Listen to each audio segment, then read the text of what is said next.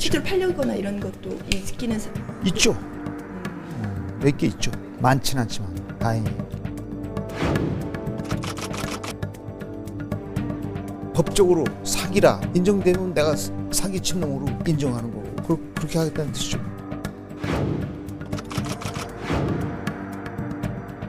내가 노래를 부르는 사람인데 제가 정통 미술 하는 사람도 아니고 어쩌다가 이런 무리를 이렇게 해서 정말 죄송스럽기 짝이 없는데 검찰 조사를 성실하게 잘 받고 그때 와서 다시 얘기하죠. 조영남 화이팅! 화이팅! 화이팅! 예, 금요일 밤입니다. 신유의 시사탕탕. 지금 방금 보신 조영남 씨 문제에 대해서 저희가 집중적으로 파헤쳐 보겠습니다. 자, 지금 이 자리에 네 분 전문가 나와 계십니다. 부산가톨릭대 차재원 교수, 중앙일보 기자 출신이시죠. 양지열 변호사, 숙명여자대학교 강미은 교수, 그리고 백기종 전 수서경찰서 강력팀장 네 분 모셨습니다. 어서 오십시오. 안녕하십니까. 예. 저기 지금 화면에서 보셨습니다. 조영남 씨가 오늘 오전 8시에 검찰에 자진 출두를 했습니다. 검찰 같은 경우에 대질이 많아가지고 밤 11시 정도까지 이제 이 조사가 이루어진다. 그러니까 이게 계산을 해보면 한 15시간 정도. 뭐 보통 검찰 가면 그 정도 되죠? 요즘 이 조영남 씨 같은 경우에는 검찰에서 이미 상당히 그러니까 1억 6천만 원 정도의 30여 점의 그림을 이제 그 대작 그림을 매수를 했다, 샀다는 이런 부분을 지금 검찰이 확보를 했고요. 지금 검찰에서는 조영남 씨가 이 사건에 있어서 사기죄가 성립이 될 것인가 안 될 것인가, 그리고 대작 그림을 집중적으로 받아서 대량 생산을 해서 이걸 돈을 받고 팔았다고 하면 본인의 이름으로 이게 사기행위, 편취행위가 될 것인가 안 될 것인가, 이런 부분들을 종합적으로 굉장히 수백 개의 질문을 만들어 놓습니다. 그러면 여기에 대해서 본인이 추궁에 반박을 하는 자료, 또다시 또 반박하는 그 부분에 대해서 재반박하는 추궁, 이런 부분 때문에 결국은 15시간, 밤 11시까지 조사를 할 예정이라고 하는데, 사실 오늘 조사를 다 못하는 경우도 있습니다. 그렇게 되면 또다시 출석을 요구를 하는데, 그런 부분들을 모두 조사를 하고 일단은 아마 기가 조치를 하지 않나 싶습니다. 장점을 한번 정리. 예, 말씀하세요. 예. 그러니까 지금 8시부터 11시까지라는 시간이 어떻게 정해졌는지부터 궁금해하시는 분들도 계실 것 같은데, 보통은 언제 나올지 모르던데. 그건 아니고요. 원래는 11시까지 하는 게 원칙입니다. 근데 그래요? 11시를 넘어가면 야간 조사가 되는 거고요. 야간 조사에 대해서는 본인이 동의를 하면 그때부터는 또 넘어서까지도 가능합니다. 최근에 있었던 조사 같은 경우는 심야나 새벽 때까지 했던 게 원래는 11시까지만 하는 건데, 차라리 나는 조사를 마저 받겠다라고 해서 지금 11시까지 예정이 되어 있고요. 조영남 씨 같은 경우도 지금 확인해야 될 게 굉장히 많기 때문에 실제로 더 할 가능성도 있고, 지금 그겁니다. 문제는 이렇게 들어가면 처음부터 지금 대신 그려줬다고 하는 송 씨 화백과는 언제 어떻게 만나게 되느냐, 뭐 어떤 인연을 유지하게 되느냐, 그럼 처음 그림을 맡길 때는 어떻게 맡겼느냐, 이런 것들을 정말 장편 소설 끄듯이 재구성을 다 해나가야 됩니다. 그리고 지금 얘기 나오는 게 한 30여 장 정도 그려졌다는 얘기가 나오지 않습니까? 그 그림 하나하나에 대해서 다 확인을 하는 거예요. 이 그림은 맞냐, 이 그림을 몇 번을 그렸냐, 이 그림은 도대체 얼마에 팔았냐, 판매 과정에는 어떻게 됐냐. 그러다 보니까 15시간도 사실 부족할 상황이 될 수도 있는 거죠. 지금 그런 게 쟁점이겠죠? 다 하나하나가 쟁점인 겁니다. 다 하나하나가. 그렇습니다. 그 본인이 예를 들어서 컨셉트를 줘서 그리게 했다라고 하면 이 부분은 대작 논란에 벗어날 수 있다라는 측면도 변호인하고 이제 의논을 했겠지만, 예. 어쨌든 대작 그림을 그리게 해서 이걸 내 낙관이나 사인을 해서 판매를 했는 이런 어떤 편취 행위, 이런 부분, 그리고 이제 말씀하셨지만은 이 대작가가 또 다른 대작가가 있다고 지금 드러나고 있거든요. 그 부분에 대한 판매 경로나 그림을 그리게 한 이런 지시들, 이런 부분들을 조목조목 조사합니다. 자, 우리 쟁점을 한 3가지로 그래서 저희가 정리를 해봤습니다. 송 씨가 대작한 그림은 관행 수준인가? 저 이거 여쭤보기 전에 제가 오늘 아침에 느낀 점이 하나 있습니다. 여러분 방금 화면에서도 여러분께서 보셨습니다만, 조영남 씨가 출두하면서 정통 미술가가 아닌 사람, 난 노래를 부르는 가수다, 이 얘기를 했거든요. 그런데 네이버에 지금 검색을 딱 해보시면요, 조영남 검색을 해보시면 가수, 화가 이렇게 돼 있습니다. 정통 예술을 하는 사람이 아니다라고 지금 면피용어로 그렇게 얘기를 하는 건데요. 검찰 조사와 대중의 분노는 좀 다를 수 있다고 봐요. 검찰 조사 결과는 어떻게 나올지는 우리가 알 수가 없는 거잖아요. 근데 대중이 분노하는 부분은 두 가지인 것 같아요. 여기 조사 쟁점 1번에 나온 것처럼 이거는 미술계의 관행이다라고 얘기를 했기 때문에 미술계가 분노를 했습니다. 예. 열심히 작품 활동하시는 분들이 분노를 했고, 또 두 번째 대중이 좀 분노한 사안이 뭐냐면 대작을 시키고 10만 원 정도 줬다는 언론 보도 때문인 거죠. 이거는 대작을 시켰다라는 게 거의 갑질 수준 아니냐라는 데서 대중이 분노하는 것 그렇죠. 같아요. 그래서 이 사건이 그 검찰 조사와 별개로 대중의 분노를 누그러뜨리기에는 참 힘든 사건인 것 같습니다. 그게 제가 이제 아까 말씀드리려고 했던 거는 그런 부분인데 맨 처음에 문제가 터졌을 땐 미술계의 관행이다. 그 관행이라는 단어 속에는 사실 본인이 관행이기 때문에 했다라는 건 본인이 화가라는 거, 정통 미술을 하고 있다라는 것을 인정하는 것 아니냐라는 해석이 가능할 수도 있다라는 얘기들이 많이 나오고요. 예, 말씀하세요. 지금 그 미술계의 원로들이 모여서 우리 예. 미술계에 정말 그 모욕을 줬다. 그리고 간행이란 부분은 정말 본인의 의사이지 미술계에서 간행은 통하지 않는다. 근데 지금 국민들의 많은 대중인 일반 팬이나 국민들의 그 분노, 공분을 사고 있는 부분은 또 하나 있습니다. 바로 뭐냐면은 조영남 씨 쪽에서 나온 얘기가 나는 노래를 하나 하거나 콘서트에 가서 콘서트를 한번 열면 1,000만 원에서 수천만 원이 생기는데 내가 그림 하나 팔아서 돈을 벌기 위해서 그림 그려서 판 게 아니다. 이렇게 지금 얘기를 했거든요. 근데 지금 수사 결과 드러난 게 어떤 상황입니까? 그림 5점을 받기로 하고 2점을 주면서 1억을 받았단 말이죠. 그러면 최고 몇십만 원에서 몇백만 원, 2천만 원까지 그림을 그려서 판매를 했습니다. 그런데 결국 대작 그림을 그렸다는 이 송기창 하백에게는 10만 원.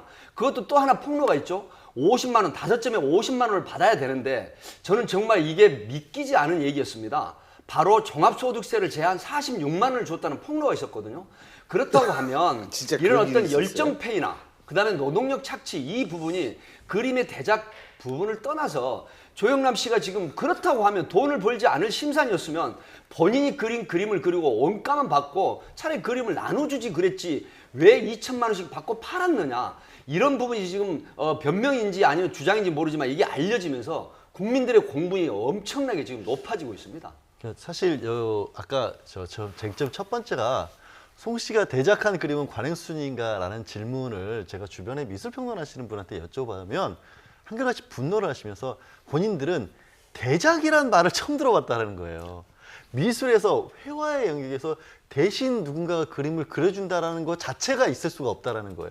그리고 이거는 법률적으로도 굉장히 맞는 얘기가 뭐냐면 지금 조영남 씨의 혐의점으로 보고 있는 것 중에 이제 사기 말고 저작권법 위반도 되는 게 아니냐라는 얘기가 검찰에서 나왔거든요. 당연히 그런 게 뭐냐면 그림을 사람의 머릿속에 있는 건 굉장히 여러 가지 생각이 있을 수 있지 않습니까? 사실 뭐 그냥 요즘 스마트폰 같은 거 굉장히 좋아서 그냥 사진 찍은 다음에 단추만 누르면 그림처럼 바꿔지는 것도 되게 맞아요. 많아요. 네, 그 앱도 그러면 있어요. 저 같은 사람이 예를 들어서 어디 풍경 좋은 데 가서 사진 딱 찍은 다음에 뭐 누구 화가한테 무명하게 딱 주고 10만 원 주고 그림 그려오세요 해서 제가 양지열 전시회 그럼 그림은 그건 저도 그 생각했어요. 아, 저도 그럼- 한번 전시할까. 그러면- 보실 거죠, 내부? 예, 그게 맞나요? 그래서 저작권법에서는 컨셉이 문제가 아니라 직접 그린 사람이 저작권을 가진다고 하고 있어요. 그래서 법적으로도 저 말씀은 아예 안 맞는 얘기예요. 관행이라 말 자체가 정말 어이가 없다는 생각이 드는 예. 게 최근에 뭐 이우한 화백 작품이 위작으로 밝혀진 것 이런 것 청경자 화백 작품이 위작으로 그 예. 논란이 있었던 게 붓터치 하나 다른 걸 가지고 그렇죠. 이게 위작이냐 아니냐를 뭐 눈동자 가릴 정도로 네, 네, 맞습니다. 그만큼 예술가의 혼이 들어가는 게 그림인데 어떻게 관행이라는 말씀을 하실 수 있는지 그게 정말 미술계에 있는 분들을 분노할 수밖에 없는 거죠. 네. 제가 아는 화가 한 분이 계신데 그분이 이런 말씀하시더라고요. 별로 유명한 화가는 아니에요. 근데 이분이 하신 말씀이 자기는 스케치는 누구보다도 잘한대요. 너무너무 잘하는데 뭔가 이렇게 마케팅이 될 만한 컨셉을 잘 못 잡아가지고 자기가 유명 화가가 못 됐다 이런 얘기를 하는 거예요. 근데 그런 얘기를 들을 때 이 그림을 잘 그린다는 것과 참 이게 마케팅을 한다는 건 너무 다른 얘기다라는 생각이 들거든요.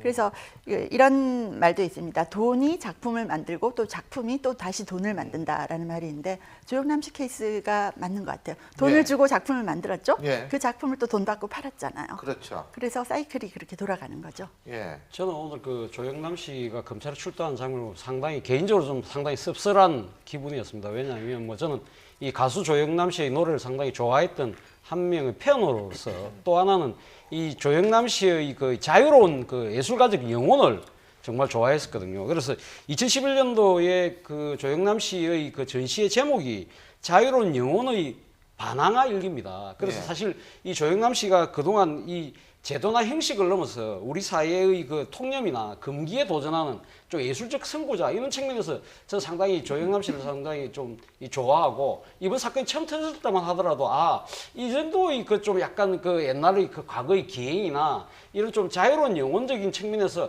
이해할 수 있지 않을까 이런 생각도 했었는데 아까 우리 강 교수님 말씀하셨듯이 이번에 사건 자체가 지금 보면 이 조영남 씨가 성공한 대중 스타지 않습니까? 상당히 또 이 부도 많이 그러니까 벌만큼 벌신 분인데 이분이 사실은 자신의 그런 이 아주 슈퍼 갑의 그런 지위를 이용해서 상대적으로 사회적 약자인 대작가들의 그 정당한 그 뭡니까 이 대가도 치주지 않고 그 사람들이 노력을 일종의 착취하는 구조. 그리고 또 하나는 이러한 그런 그 상대적 사회적 약자에 대한 이 나름대로 무시라 할까요? 이런 부분들이 상당히 화가 난다는 거죠. 오늘도 뭐 지금 검찰에 출두하면서 자신의 자동차를 또 뭐 장애인 전용 그 구간에서 주차를 했다고 그러더라고요. 그런 부분들이 과연 이런 자유로운 영혼은 좋은데 이렇게 행동마저 이렇게 자유롭다고 한다면 이건 사실 자유가 아니고 방종인 거죠. 이런 측면에서 사실은 이 조영남 씨를 좋아했던 팬의 입장에서는 오늘 정말 가슴이 아픈 날인 것 같습니다. 근데 이제 물론 장애인 전용 주차 구역에 주차했던 것은 조영남 씨가 검찰에 들어간 다음에 같이 오신 분들이 주차를 해놨는데 제가 볼 때는 이분들이 상당히 사려 깊지 못한 행동을 한 것은 분명하죠. 그렇죠. 그러니까 그 지금 현재 같이 가신 분들의 뭐 행동이라고 해서 뭐 조영남 씨 책임은 조금 뭐 덜어들 수는 있겠지만 그렇게 같이 계시는 분들이 그렇게 배려 없는 행동을 하는 것 자체는 이 지금 자신이 모시고 있는 이 스타의 그 평소의 행동을 나름대로 출처할 수 있는 하나의 근거일 수도 있거든요. 평소에 저런 데 많이 주차하셨던 거 아니에요? 글쎄요. 자연스럽게 여기 넓고 좋네. 좀 이거죠. 걱정스러운 게 혹시 이제 그냥 그럴 리는 없지만 하도 이제 회명 과정에서 석연치 않은 얘기들을 말씀을 많이 하시니까 오늘 출두하면서 좀 전에 방송에서 나왔던 것도 정통 화가는 아닌데 왜 이런 물을 일으켜서 모른지 그런 생각이 들었는데 그럼 혹시 정통 화가가 아니라는 쪽으로 이렇게 변론의 방향을 잡은 게 아닌가.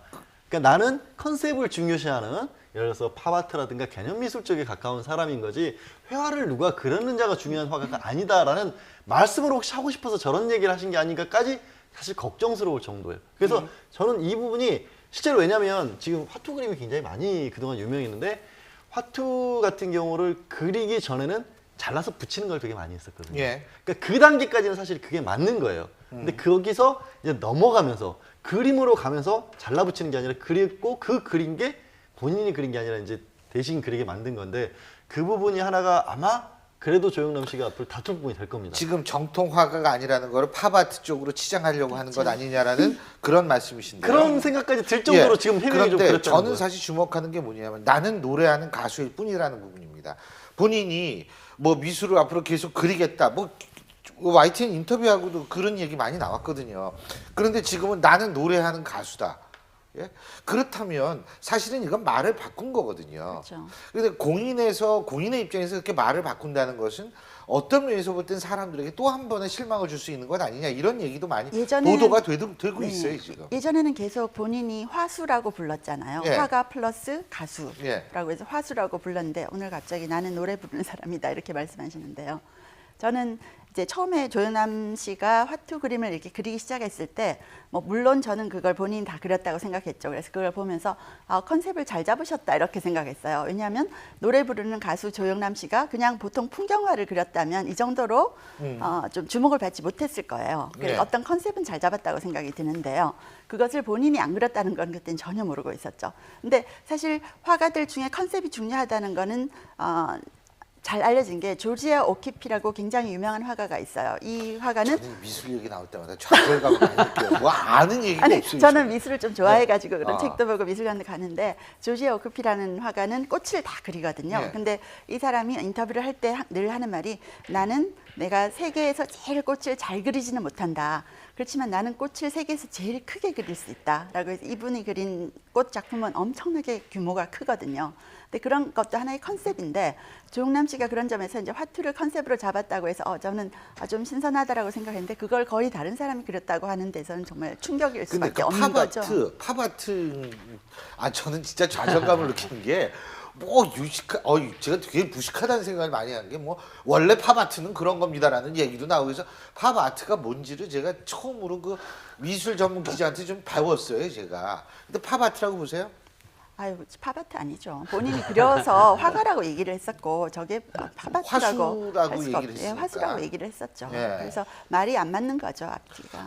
이런 이야기가 있지 않습니까? 아무나 그림을 그리고 전시를 할 수 있지만 누구나 화가가 될 수 있는 건 아니라고 하지 않습니까? 그러니까 사실 이 화가라고 한다고 한다면 상당히 그 예술적인 그 뭡니까 이 진실이랄까 이런 거 상당히 그 뭐 예술적 가치를 표현하기 위해서 자신과의 갈등 또 그리고 수많은 그 뭡니까 이 노력하는 혼신의 그 노력이 그 작품이 담겨야 되는 거거든요. 근데 사실 이번에 이 지금 조영남 씨의 그림이 아무리 본인은 뭐 컨셉을 냈다고 하지만 이 본인이 과연 그렇게 이 자신의 혼신의 노력 그리고 사실 그 이 작품 세계를 완성하기 위해서의 그 예술적 고뇌들이 담겨 있지 않다는 부분에 대해서 또 우리가 또 분노를 상당히 느끼는 거 아닙니까? 그런 부분들이 다른 데 나왔을 때는 본인이 상당히 예술적 혼을 발휘해서 한 것처럼 이야기를 했고 그 부분이 상당히 가수임에도 불구하고 그 화가적인 소질을 높이 사서 상당히 작품 가치도 높아졌던 거고요. 이런 부분들이 아마 사회적 통념상 일종의 사기가 아니냐 그런 건데 저는 뭐 법률적으로 사기냐 아니냐 그걸 떠나서 이 조영남 씨라는 그 이 이름이 갖고 있는 이 사회적 신뢰도를 지금 우리 국민들에게 이제 깨지게 만든 그러한 그 부분이 그 실망감이 더 큰 이 본인이 책임져야 될 부분이 아닌가 생각이 듭니다. 예, 그 송기창 화백이 2009년도 알게 돼서 2010년도부터 그림을 그렸거든요. 근데 2010년 이전에는 하투 그림을 어떻게 했냐면 콜라주 형태라 그래서 하투를 오려서 뜯어붙였죠. 붙이면서 그렸거든요. 그런데 송기창 화백이나 대작가 작가들이 몇 명, 지금 3명, 추가 3명으로 나오고 예. 있거든요. 이 사람들이 그림을 그리면서 결국은 지금 같은 그림 형태로 바뀌었습니다. 검찰 수사가 이겁니다. 그렇다고 하면 대량 생산, 양산하는 그림을 그렸는데 이게 과연 그런 바쁜 스케줄 속에서 조영남 씨가 혼자 그렸느냐?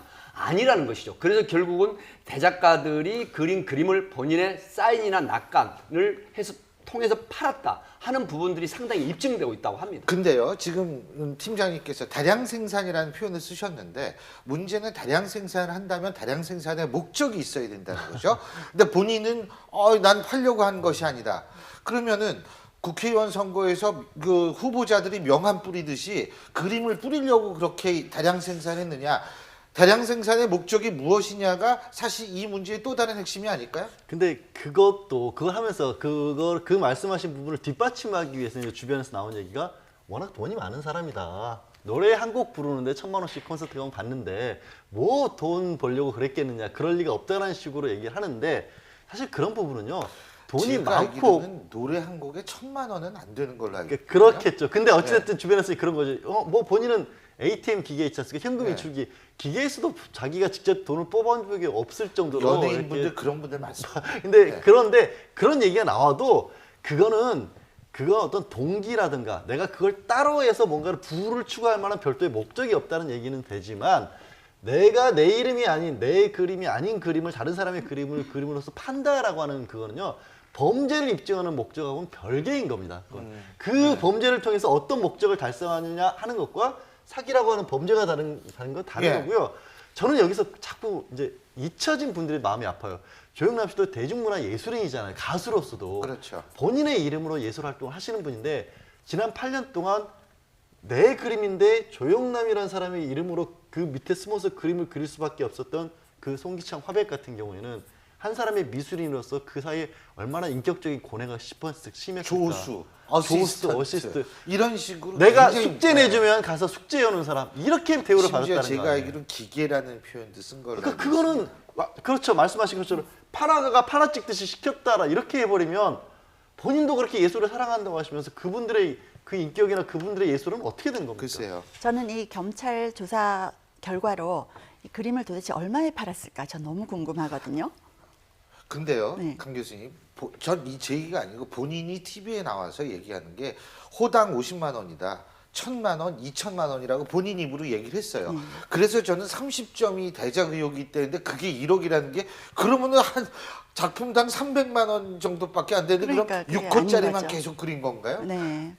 또 어떤 분 제가 아는 분도 뭐 1억 원 수표를 주고 이렇게 샀다는 분도 있어서 제가 총액이 1억 6천 너무 작은 것 같다라는 생각이 좀 예. 들었고요.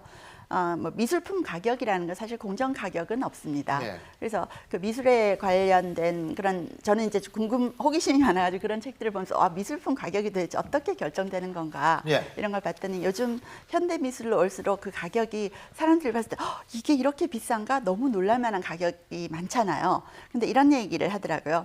약간 농담 비슷하게 이 작품의 예술성이 높은 이유는 비싸기 때문이다 아하. 라고 얘기를 하는 거예요. 비싼 예. 작품을 사람들이 예술성 높다고 생각을 하는 거죠. 예. 그리고 그 가격이 형성되는 걸 보면 이제 옥션 같은 데서 예. 경매를 하잖아요. 예. 그럼 경매를 할 때 경매에서 이루어지는 가격이 그래도 시장 가격이라고 할 수가 있어요. 이 사람이 얼마까지 주고 사겠다라는 의향이 있는 거니까. 그래서 어떤 분이 이렇게 표현을 하더라고요.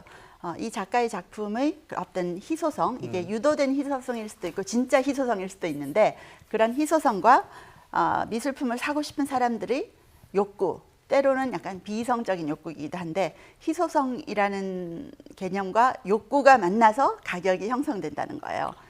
그래서 유명한 작가일수록 비싸고 또 돌아가시면 가격이 뛰는 것이 희소성 때문이다. 뭐 이런 그렇겠죠. 얘기를 하는 거예요. 자, 얼마에 어쨌든 팔았을까, 얼마를 벌었을까 궁금합니다. 그래서 이번에 빠져나갈 수 있다 없다. 여러분 있다 O 없다 X.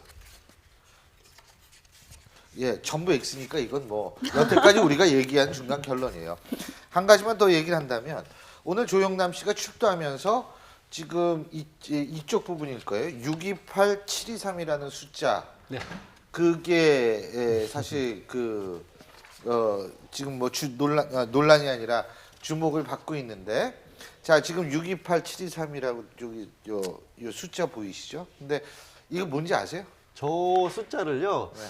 저 숫자 사실은 저 다른 옷에도 저 숫자가 새겨진 옷들이 예. 있었고요. 이제 아들들 생일을 따서 저렇게 예. 새긴 거고요. 몇 가지 옷들에 저걸 하고 있는데 요즘 조영남 씨가 그 전 부인이었던 윤여정 씨 예. 영화 작품 발표회 같은 데도 나타나고 하시면서 여러 말씀을 하셨던 게 예전이 굉장히 좋았었다. 그리고 아들들에 대해서도 처음 나와가지고 돌보지를 못했었는데 아들들이 큰 다음에 본인이 등록금 정도는 재줄 수 있어서 굉장히 좋았다. 이런 식으로 얘기를 하고 계시지만 윤여정 씨는 다시 그 시절을 돌아보고 싶지도 않다는 얘기를 또 하고 같은 시간을 그렇게 또 그러니까 아직까지도 그런데 특이해요. 보면서 윤여정 씨 같은 경우는 이제 지금 최근 영화도 발표하고 나이가 들으셔서 노배우로서 아름답게 늙어가는 모습이 나는 스스로 굉장히 만족한다라는 모습을 보이면서 한쪽 부분은 그렇게 나는데 부부의 한쪽은 고이의 나이에 또 검찰의 수사를 받게 됐다는 부분이 굉장히 씁쓸한데 하필 오늘 또 저 자켓을 굳이 입으신 이유가 뭔지 모르겠어요. 저는. 저기 사실 저거죠 아드님 아들 생일을 이라고 그러더라고요. 예, 뭐 어쨌든 제가 볼 때는 그 정도로 또 아드님에 대한 사랑도 각별하고 이러신 것 같은데 떳떳한 국민, 떳떳한 아버지 이런 부분에서도 이제는 생각을 좀 해야 될 때가 아닌가라는 생각이 듭니다.